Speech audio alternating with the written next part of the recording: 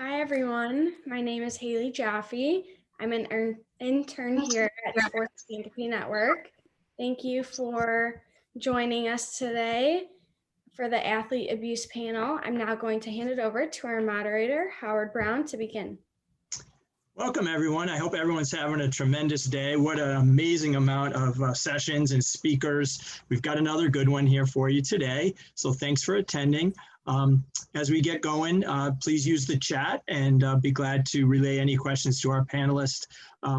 We're really happy to have with us today Kimberly Archie and Ashley Young. I'm going to have Kimberly start with an introduction and an opening statement, and then we'll go over to Ashley. Go ahead, Kimberly. My name, like you said, is Kimberly Archie, and I have been an expert witness on behalf of child athletes more than 75 times in the U.S. court system in 19 states. I primarily work in cheerleading, gymnastics, and dance, but I've been known to pop up in football and soccer as well. And my research is focused on the collection of data on catastrophic injuries in sports, as well as sex abuse.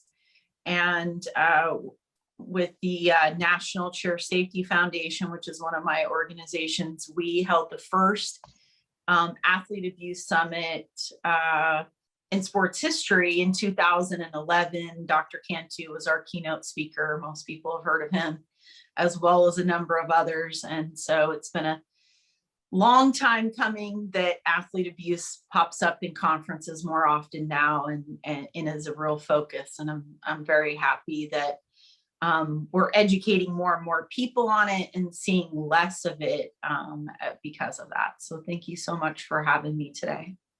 Excellent. Ashley, you're on mute.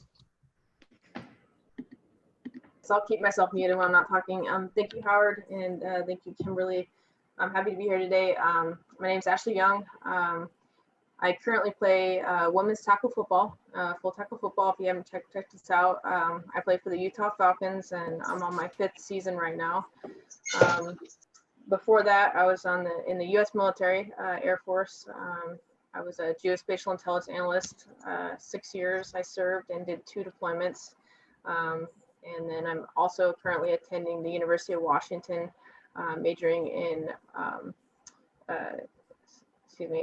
geospatial analysis, and then I'm minoring in sports enterprise management. And I'm also a very big advocate for women in sports and also the safety of athletes, especially those of us who do not get paid, the ones that have to pay to play, mostly a lot of women, and then semi-pro. So I'm here today as an advocate. Thank you. Appreciate you're here, and also thank you for your service. So this panel can go in many directions. Abuse can take many forms, and most of it not good. I will tell you this, but I want to start with Kimberly, and definitely tell us some of what's going on with concussions in the cheering, dance space, also in the soccer influence that you've had, and how far have we come, and where do we still need to go? Well, what's really interesting about youth sports is there's sort of a wide range of what athletes receive or don't receive. And one of the things that I find really common is with women or female athletes tend to get the short end of the stick. And particularly if you're talking about like cheerleading and dance, a lot of people don't consider those sports, even when they're using gymnastics, which I find interesting. So perhaps they're not competing, but the skills that they're using are clearly gymnastics. And so, from that perspective, it's really important to not minimize the importance of the safety aspects or preventing abuse. Some people don't realize that with brain injury, can come the issue of abuse. Most people, when they think of abuse, they think of sex abuse, and that's the only form of abuse in sports. And that's not true. Having the lack of funding that increases the risk for female athletes to have injuries, some experts consider that exploitation and abuse. And it's certainly worth a topic worth discussing is, how has Title IX impacted women, and how has it improved safety or the prevention of abuse of those athletes that are often, marginalized? Particularly we see with children, or the younger kids are, and often kids that live in poverty are at even greater risk of abuse than per se, middle class America. And so those are some of the areas that we tend to focus on: the young kids, female athletes, kids that are, socioeconomic background is limited, and also creates a limitation for medical care as well. I think with the concussion issue, one of the things that oftentimes come up is the word CTE, or chronic traumatic encephalopathy. One thing people don't know about me is that 10 years after I got involved in child rights and sports, my son died at 24 years old, and we found out he had CTE from youth football, but he only played from 7 to 15. And so most people would think, oh, if you just played as a kid and you never had a concussion diagnosed, well, then there's no way that you could have a neurodegenerative disease at such a young age. And so we're finding out that that's not true. And so that's brought up another issue with kids: is should we expose children to repetitive hits at a young age, like heading the ball in soccer? Should we wait until their neck and chest walls are developed, until they can understand and verbalize, hey, I think that something's going on with my brain right now? Or also the fact that between 10 and 12 years old, we know that the myelin in our brain cells are developing very rapidly, and repetitive hits during that time can cause a disruption of the development of your information superhighway in your brain, how all your brain cells talk to each other. So that's become a topic. People like Dr. Amalu, who most people know from the NFL brain injury issue, it calls allowing your kids to play repetitive hit sports before high school, or before even being an adult, as child abuse. It's somewhat a controversial opinion, but it is certainly worth discussing. When is the right age for children to be exposed to repetitive hits? And I think that's a very current topic right now. Yeah, I mean, you're a subject matter expert, and one, so sorry for your son's loss at age 24. I can tell you that since I'm a little older than everyone else here, that I'm sure I had undiagnosed concussion growing up. I was told to, rub some dirt on it and get back in there. And I played college basketball, and I played high school basketball. I did play high school football, but we, as a small kind of wiry kid, I got pounded away. Not sure what I was doing there. But I wanted to transition to Ashley, because Ashley, have you knowingly or been diagnosed with a concussion, seeing that you play, a violent contact sport like contact football? So I believe that I've had at least 2 concussions, but I'm not 100% sure, due to the fact that, so Kimberly talked on funding. So with women's, I guess you could, until we get paid, consider semi-pro, but we're at the highest level. Not all of our medical staff has been qualified, and sometimes we don't even have medical staff on the field, especially at practices. And so it falls on the shoulders of the coaching staff then to either diagnose head trauma or not. And most of the time, I actually just got off the phone with another player discussing this, is players will actually get put back on the field, even in games after they suffer a head injury. I actually just 2 weekends ago watched a legitimate game that was being broadcasted where a player got a concussion. Noticeably, it was stiff when she fell, and then got back up, legs buckled, she fell down again, and they brought her on the sideline, and she sat, and then she got on her knees, and then they walked her around, and they put her back in the game. So that stuff's hard to watch. And, I'm not sure if the player knows that she was completely out or not. And also, I'm not a medical professional, so I can't diagnose that in any way. I don't have any medical training, but I know that I've been out before, see black, see the shiny stuff, see the stars, all that. And, you know, I drove myself home. I probably should have been taken to the hospital. But again, just a lack of trained staff. And I honestly think it's a issue with getting the information out.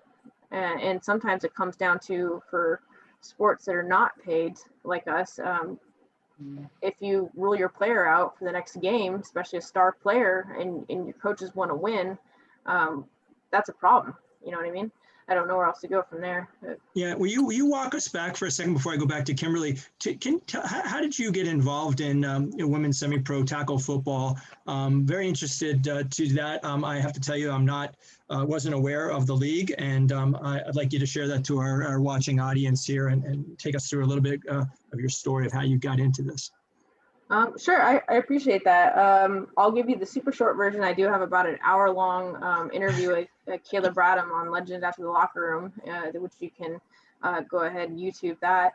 But like I said, I was in the military service. I did 2 deployments. I came back home. I had very bad anxiety afterwards, and was also teaching myself how to use my leg again after I had reconstructive surgery. I was hurt during a sandstorm.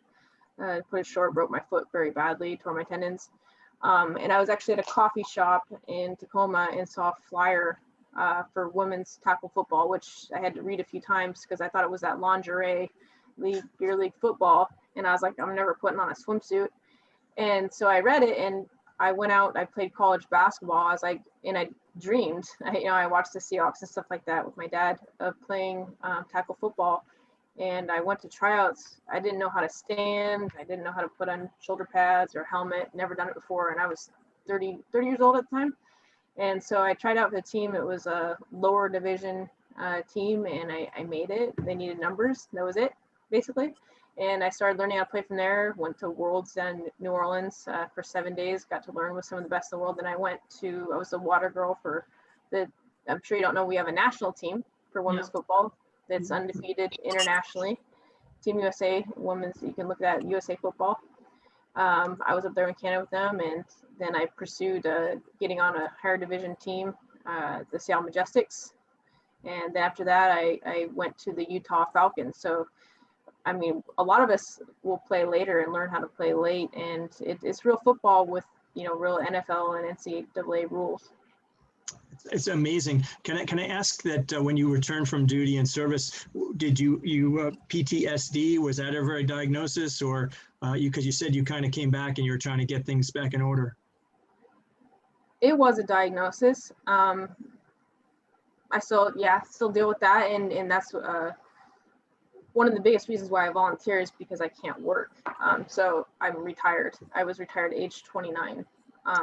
So I spend my time now just volunteering and doing advocacy like this, researching what I can. A college student, I can't work again, but also going to college and advocate for, in urban studies, which is my major over geospatial, any minority. And when I talk about minority, any person that has been,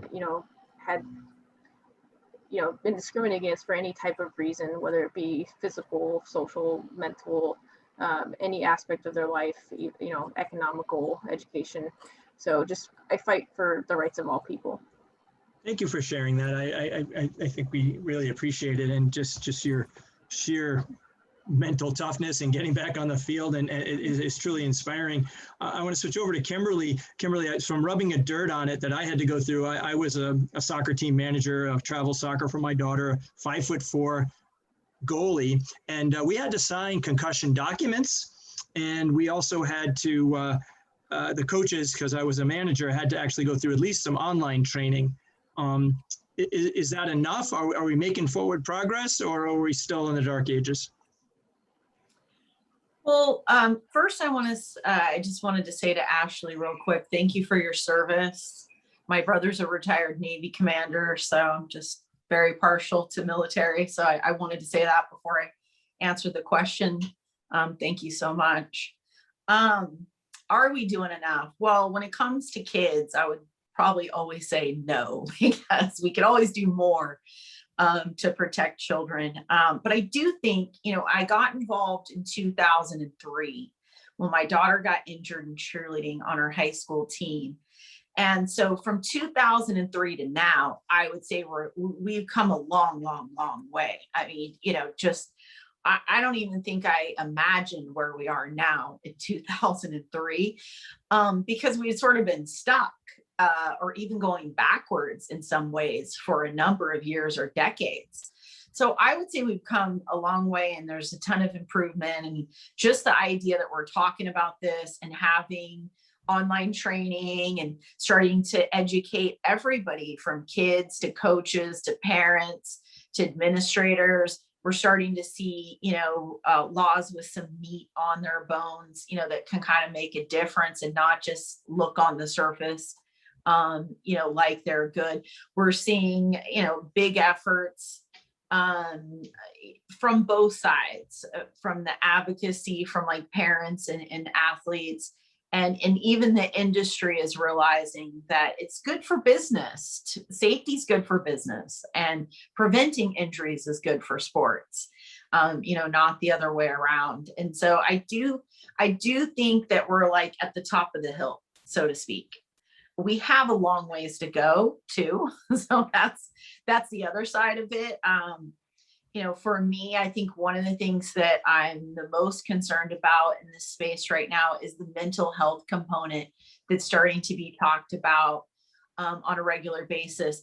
People ask me, what really motivated me to do this when my daughter got injured. And it was the idea that I saw her coach, the way she was talking to kids. And I felt like her style was more like breaking a kid's spirit than like building them up and teaching them. And so I think the mental health aspect of it is just so important. And we don't realize how much abuse occurs in that part of it. And also how mental health and the whole brain issue are intertwined. We can't discuss mental health of athletes without thinking about their repetitive hits or previous brain injuries or concussions or loss of consciousness, which is to me a little bit different category than a brain injury or repetitive hits. It's pretty serious to lose, to black out after being hit is really serious. And so that should, if anyone's ever lost consciousness, whether in sport or otherwise, that should be in their records. I think one of the things that I have found as an expert that surprised me in lawsuits is that often there's no paperwork. I don't even get like a piece of paper with the kid's name and basic info on him. Didn't the coach have copies of that? Maybe they're not providing it, but I also think the record keeping is just really minimal. And that can lead to a lot of issues as well. And particularly with the types of things that we've been talking about, youth sports or women's sports that aren't funded. You don't have the same tools. Like people who are funded, all their stuff is digital in an app and they can just push a button and share the info. So being funded really does make a difference in sports as far as preventing injuries or preventing abuse. Well, I know that we're going to stay with concussions just for a short more time, and then I'm going to switch topics. But I know that I'm actually worried, Ashley, now that no medical staff on the sidelines for some of these women's games. The level of equipment, are you having to play with subpar equipment? Right. And then also, who's making the call on returning to play? Is it the parent? Is it the athlete? Is it really a medical professional? Now, listen. The NFL now has a concussion protocol. Most of the sports leagues do. And we got a show and tell coming up. But I just these are all questions that I have because too many people are returning too quickly, and that's just dangerous. So, Ashley, you got a show and tell for us there with your helmet? I did. I got two in the house right now. One's just a little bit further away, but this was All right. my old team. So I wanted to show you. I don't have my chin strap in here right now, but it is, so it has, I wasn't taught this till my third season, how to know if the helmet was good or not, but, Yeah. The initial season is stamped on it, and you can also find it on the inside, and then they're supposed to be reconditioned every 2 years, but this right here is the this is the newest Speed Flex by Rydell. Russell Wilson's wearing the same helmet. I mean, it's like $300 something. I can't remember exactly how much I paid for it, but we are wearing legit helmets now. But I can tell you, it just depends on. Kimberly spoke about funding, so funding is going to, has to do with everything. So there are still women's teams, so it's projected. We honestly, the hard thing about women's football is we actually don't even know all the information about ourselves. I don't even know how many teams we have, to be honest with you. I'm in my 5th season. No one's really we don't have a lot of record keeping. So I know in the league I play for, WNFC, we have 20 teams. The WFA, I'm not really sure. I think probably around 40. So the estimated nationally is that we have around 60 something teams, plus there's another league that didn't fulfill its commitment this year that had like 8 teams. So our side has 2 record keeping. So I don't know right now. I think that maybe there's a concussion protocol somewhere. I don't remember signing for it. If I had to pull it up right now, I don't know how to find it. I also don't know. I'm not really, I can go out and take care of myself, I guess, if I have a concussion. But as far as, having staff on the sidelines, I can say, like, my team now, we have a legitimate doctor with a degree. I just saw her last week. And we also we're supposed to have EMT at the sidelines, but that doesn't always happen. So there should be immediate response there.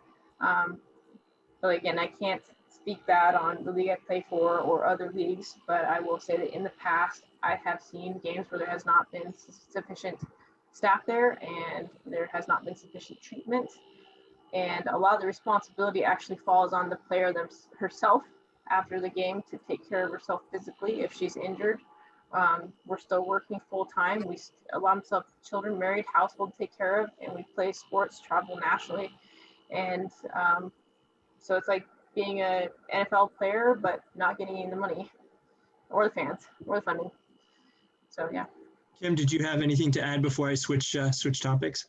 I do, if we're going to do show and tell. Please do. Yeah.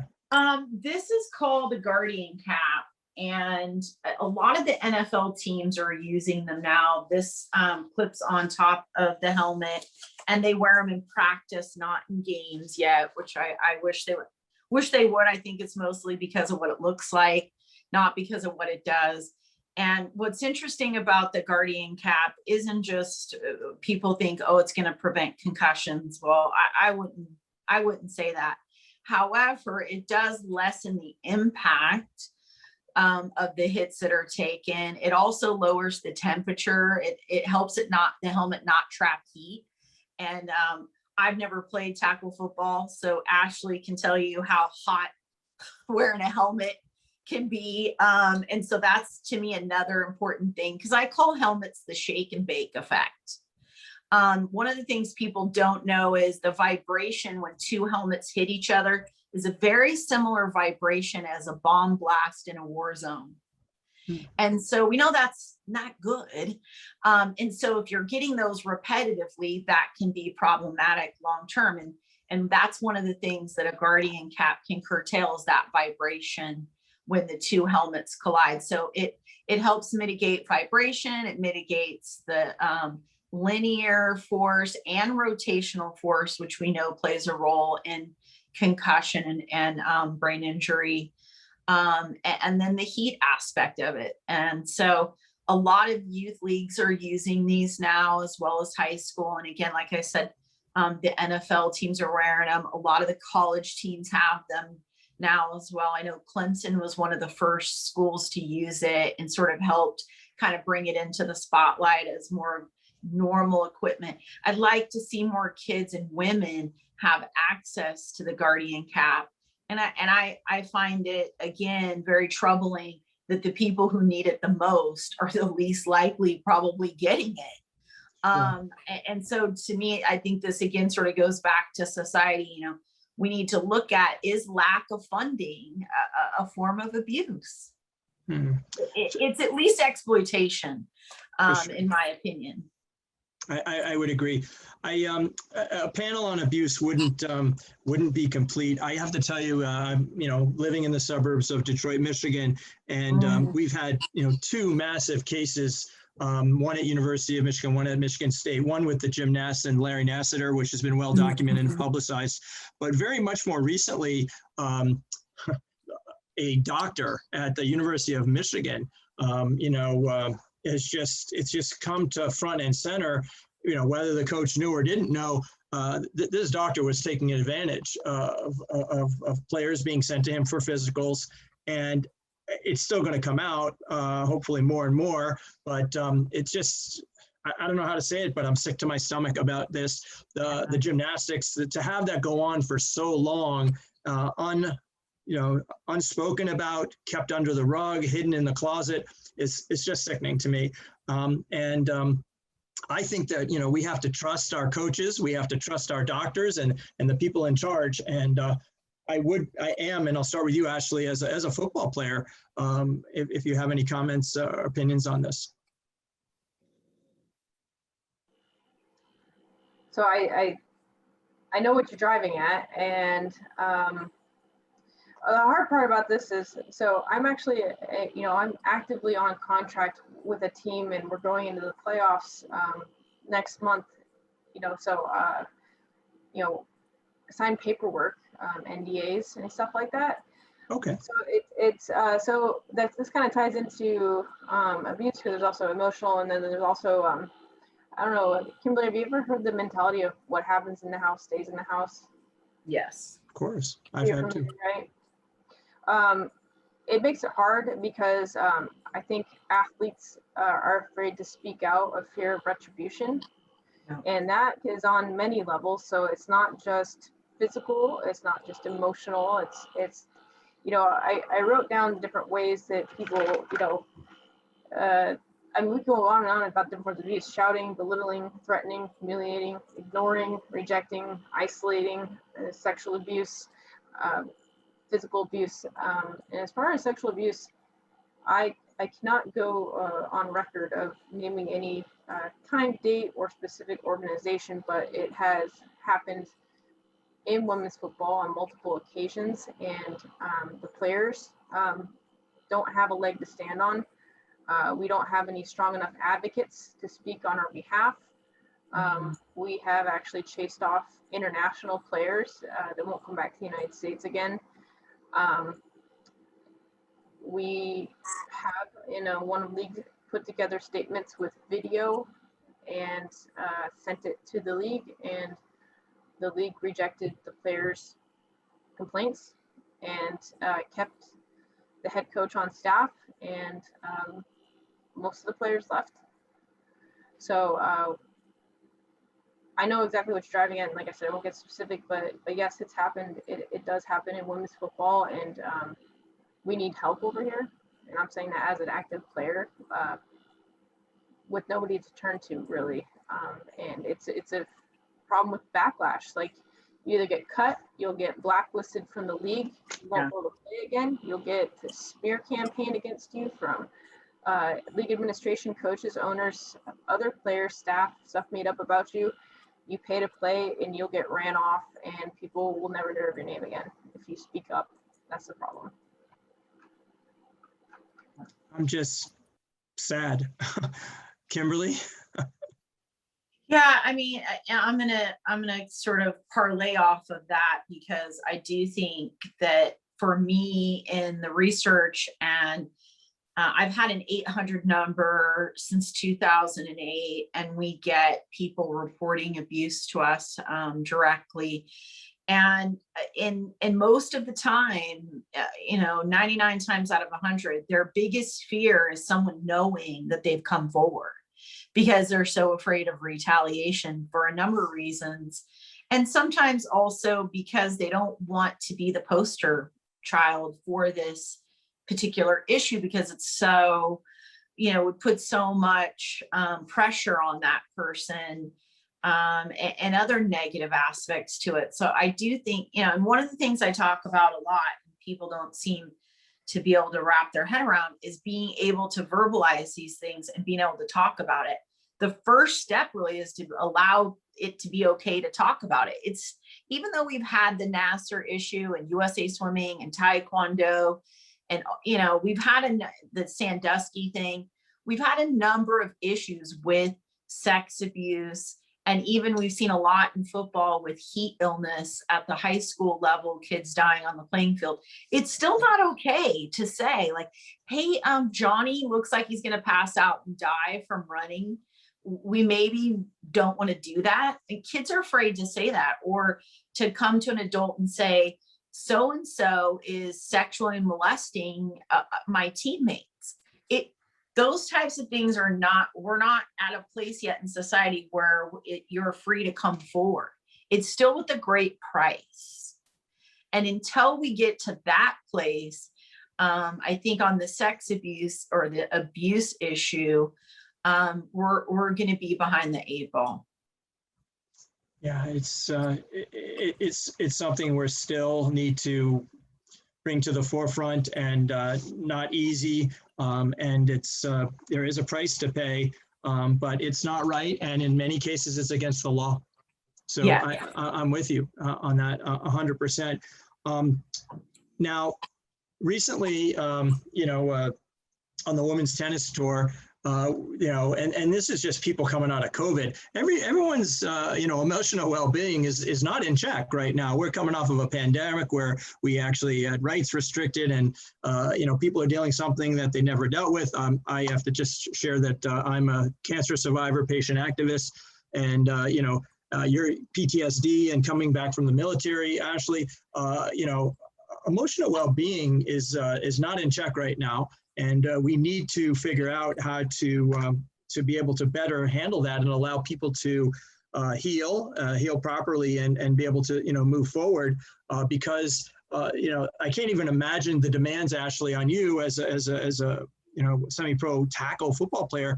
You want to be able to perform at your highest abilities. You want to be able to read and react and be able to survive the play on the playing field. So I just think that we need to be doing more. What should we be doing now? And I'll start with you, Ashley. What do we do to make things better?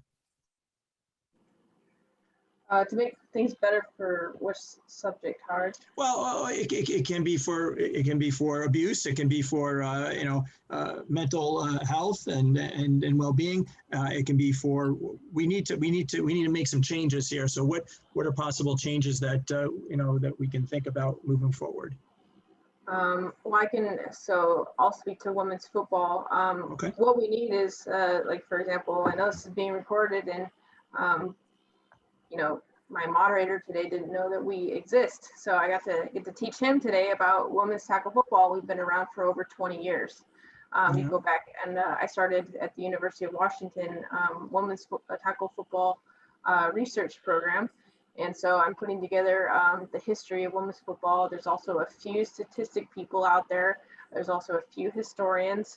You can talk to people who've been there's some players are going between 10 and 15 years of playing at the moment. So we do have some historians, but there's a movie recently released about Sammy Grisafi. She's one of the more, I don't know if you saw that, Born to Play for the Boston Renegades. Nope. I have not, but I'm ready. No, so I those are, I think Netflix or Hulu, and I can't remember what's on, but we also have for the WSC Viry app, so you can watch our games, and then the WFA is also broadcasting their games. They just made a 3-year deal in Canton, Ohio for their national championship games. So they're going to play at the NFL Hall of Fame. So right now for us in women's sports in general is we need help, a lot of help. We need sports philanthropists. And, when I'm going to mess up her name, Sarah Fuller, I think is her name, kicked for Vanderbilt. I don't know if you saw all of the slurring that was going around and all the harassment online, and you heard all the jokes. She kicked a field goal. I know, it's unbelievable. She's a national champion in soccer. Yeah. SEC national champion. She's a more qualified kicker than most of the people sitting on the majority. On it. Agreed. It's just a different shaped ball, and she was directed to squib kick. So, we need help with advocacy. We also need philanthropy, which is one of the reasons I'm on here. And we could hold a whole panel on women's tackle football and speak to them blue in the face. I could probably use the entire 2 days to speak about women's tackle football and maybe not see much more funding next year. So that's the problem, is gaining fanship. And right now we're trying to show that we are playing the game. We're playing it at a very high level, that our hits are real, they break bones. It's a hard sport to play when you got to pay to play it, pay for your travel, your hotel, you're traveling around nationally. You got to hold down your normal life. Most of them are moms, and hopefully someday we'll reach at least the WNBA level of 1996. So that's what we're working on right now. I can go on and on about all the issues that we face, and hopefully, honestly, sometimes one of our biggest opponents is ourselves. So I would want, if any women's football player or any women's athlete is listening to this, I would just say, put the swords down and let's help each other. We need to help each other first and be our biggest fans before anybody else will be our fans. And then we need to earn the fanship of other sports, people watch sports, and especially people who watch NFL, because we play on the opposite time that the men's play. So we're going to playoffs now, and we're going to play, we're going to prove we're tougher than them, because we're going to play back-to-back games. Our playoffs are going to be a Thursday and a Saturday in July in Salt Lake City, Utah. Ooh, hot. So, yeah. Yeah, great takeaways. Obviously, huge funding, advocacy, telling your story to get the word out, and it's on me. I wasn't aware of it, and I'm now getting educated. So I'm one more person knocking it down. Plus the group that's viewing this and will view it, and as we share these links.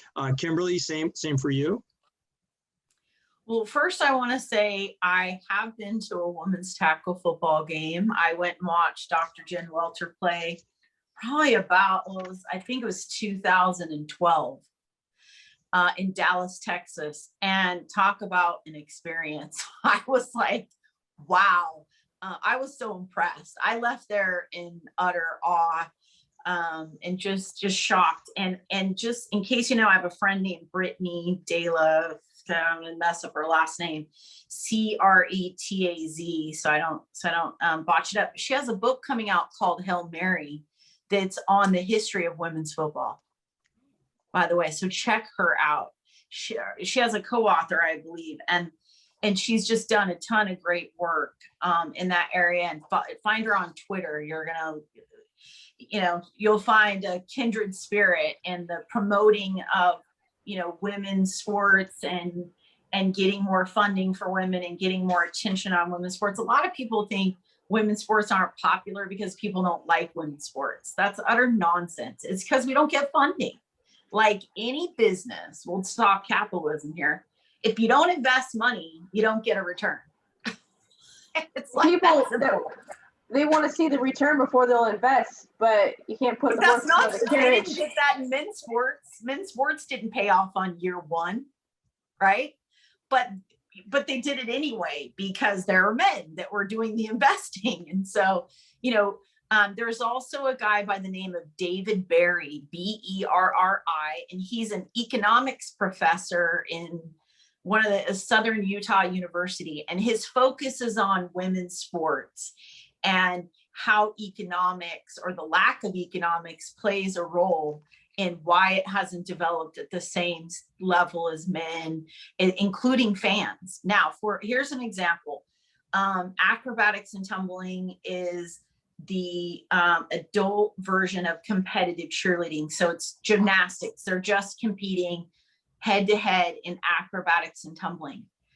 It is the most attended female sport on every campus that they have a team on, except for Baylor, because they have women's basketball at Baylor is really, really huge too. And so that outnumbers it. So I've personally gone to these meets and seen 5,000 people in the stands for a women's sport that nobody really knew was even happening. So I know darn good and well that fans will show up, that people will support women's sports, and that they will fund it if they know that there are opportunities. So I just wanted to say all that to continue to encourage you to keep fighting, keep telling your story, keep educating, because it is starting to change a little bit. We're a little bit farther behind, even with Title IX, on women's sports developing than we even are in the concussion space, which is interesting. And then there's also another group called Pink Concussions that focuses on women with brain injuries. And they've done a lot of incredibly good work on promoting, the importance of understanding the difference between male and females when it comes to brain injury. And it's just a great example of how, women often get left behind in these sorts of topics. And so, I would share that too. I think some of the things that people can do to make a difference, it goes back to knowing that one person can, be in reporting injuries or in doing the right thing. So oftentimes we think, well, if I report this and the coach doesn't get disciplined or the coach doesn't get fired, then nothing happened. But that's not the case. Don't ever think reporting isn't worth it, because even if there's a historical pattern of a report happening and that person isn't disciplined or let go, at some point there will be the straw that breaks the camel's back, and your reporting will help somebody down the road. So I just want to, encourage, put that on the record, that don't think not reporting, or don't think reporting isn't important if you're not going to get immediate results. It's not fair and it's not right that a report isn't followed through on, but just realize, don't stop doing it, because we need that documentation that it was reported and nothing was done. So I would say that. The other thing that I would encourage people to do is to reach out, and this would, I would say, to women in football, but in all sports, reach out to your local retired NFL players. Every major city has a chapter of former retired NFLPA folks, and you can find their emails online. And I'll give my contact at the end too. You can reach out to me. I know the presidents of each of the chapters too, and I can connect people, but they're a great resource in your neighborhood. They're retired. They play a lot of golf, and they like to volunteer and help. And they've been enormously helpful in the movement to prevent child abuse of kids in sports. And I know that they're also, one of them took me to Jen Welter's game. The reason why I saw women play tackle football is because Larry Mallory, who was an officer with the NFLPA in Dallas, he took me to the game. So I know that they're a great resource, and they're also helpful in the fact that people look up to former NFL players. If I say it, people might go, okay, yeah, whatever. They don't care I'm an expert. They don't care if a judge thinks I'm an expert. But if a guy who played in the NFL says the exact same thing, or if they parrot me or say, hey, what Kim is saying is right, then people kind of start to perk up and go, oh, okay.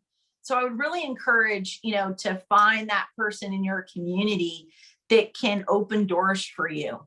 The doors that have been opened for me in sports to sort of bang my drum about the abuse issue has often been from a former NFL player or a collegiate athlete, male athlete.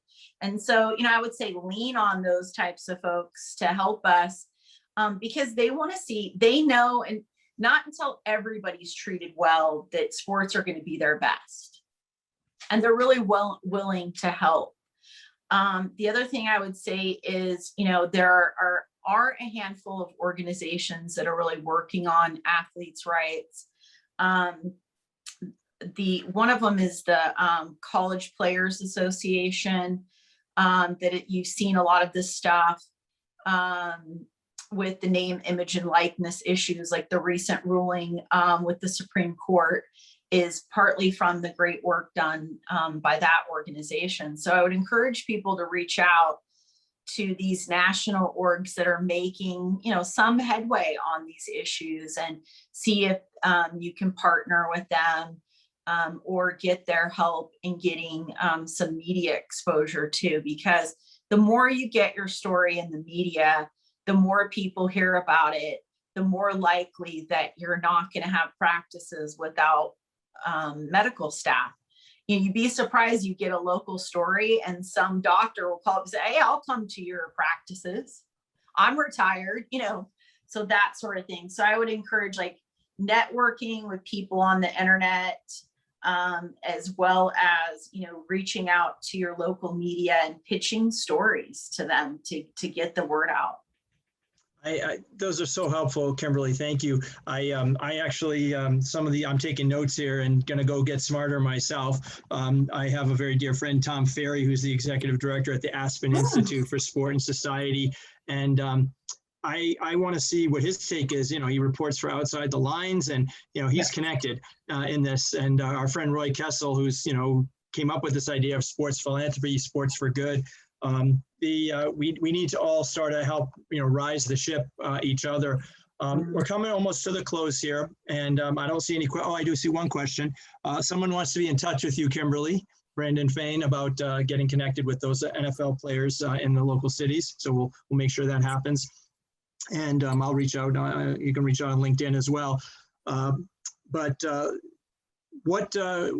What would you leave for calls to action as we, in closing comments? We'll start with you, Ashley. How do you want to close out the session? What type of calls to action would you like to offer? Sure. I know I spoke about what I'm familiar with women's tackle football, but I hope that people saw, like last night, I made sure that I, you know, YouTubed as broad of information as I could. I found some TED Talks on athlete abuse. I found some university studies on athlete abuse. I watched some firsthand testimonials, because we got to look at what abuse is. And so, like, I know first, like, people automatically think physical, but it's just so much more than that. And you know, also breaking stereotypes. We have a hard time with that. Like, I watched a talk on what an athlete is or supposed to be, and then a sports mental health person come in and say, hey, we need to teach these athletes that know that it's okay to not be okay, and it's okay to have bad days, and it's okay to be like everybody else, because you don't have to be Superman or Superwoman every single day. The athletes struggle mentally as well, and sometimes they get into bad situations where they may not have the help they need. And Kimberly said, like, sometimes, like, I don't have phone numbers. I don't know who to call. And so I know that there's probably lots of other athletes out there the same way in high school and in college that maybe need help with mental health, and to know that it is okay to seek mental health help, and to understand, like, how to determine if they are in an emotional abusive relationship with their teammates or coaches, and what that looks like, and then it's not just in the physical form. And then you know, hopefully this subject becomes bigger, you know, every year, and we talk more and more about it, and maybe have more time for it. And hopefully, you know, when Roy watches this again, maybe get a panel for women's tackle football, or women's sports in general. But I think my main message would be just to help each other out, and to learn more about everything that we all got going on, and to realize that you know, things like this are serious, and concussions do have a lasting effect. And hopefully we get to hear from more people like Kimberly, who's an expert on this. So I really enjoyed today's panel. Thank you. And I want to wish you great success in the playoffs, and take care of your broken hand while you're going to play injured. And we can't tell you that, but this won't be released until you know, the world is looking at it now, but for later viewing. But I wish you the best, and you made me so aware now of what's going on in women's tackle football and other issues, and we can all help each other. So you know, we'll connect and try to get people, the right people that are helping and pulling the same way. Kimberly, final comments? Yeah, what I would share in final comments is my ultimate goal, and when I feel I can maybe retire, is when we create the Sport Health and Safety Administration. So that would be like an OSHA for sports. So my idea that I had, and I've been working on this for years, and we're finally getting some movement at the federal level, which is exciting, you know, would be to create this agency that would be funded by taxing gambling on sports, and putting $1 on every pro ticket sold.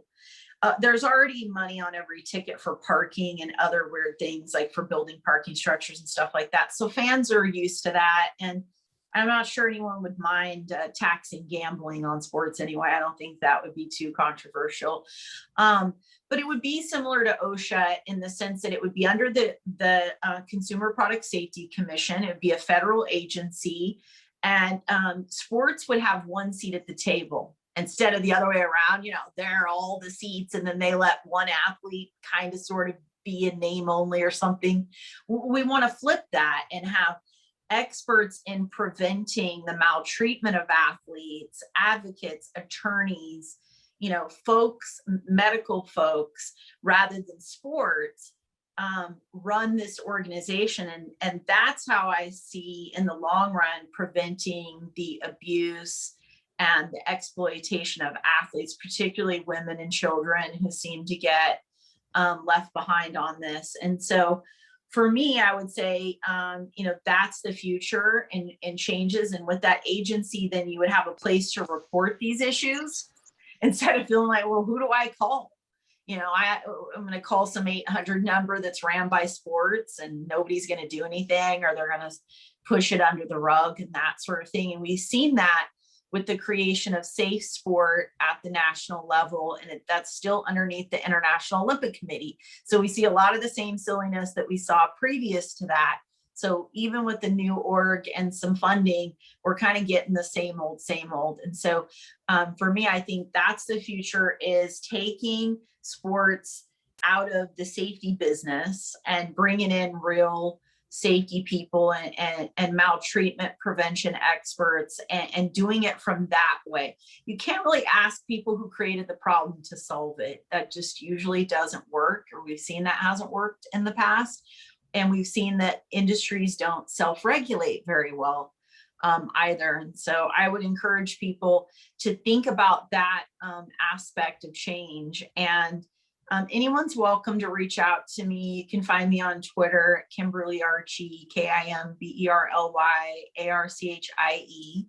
I also have a website, facesofcte.com, and I have an 800 number that's 1-800-596-7860. And people can reach out to me, and I'm happy to help. And mostly I'll connect you with somebody else, like in your area or what you're looking for, you know, somebody more specific than necessarily me. So I'm happy to be a resource to connect people. The more we connect, the more we can do, the bigger the movement can become, and the greater results, you know, that we can get. Kimberly, Ashley, I'm grateful for both of your presence and your words today. I think that this is a tremendous opportunity and session, and we'll keep on keeping on. That's what we got to do. And I thank you for your valuable time and words. Haley, I'll hand off to you as we'll close the session. Thank you guys so much for talking with us and giving us your time today. We hope that everyone enjoys this panel. You can watch the recording of it, and have a great day, everyone.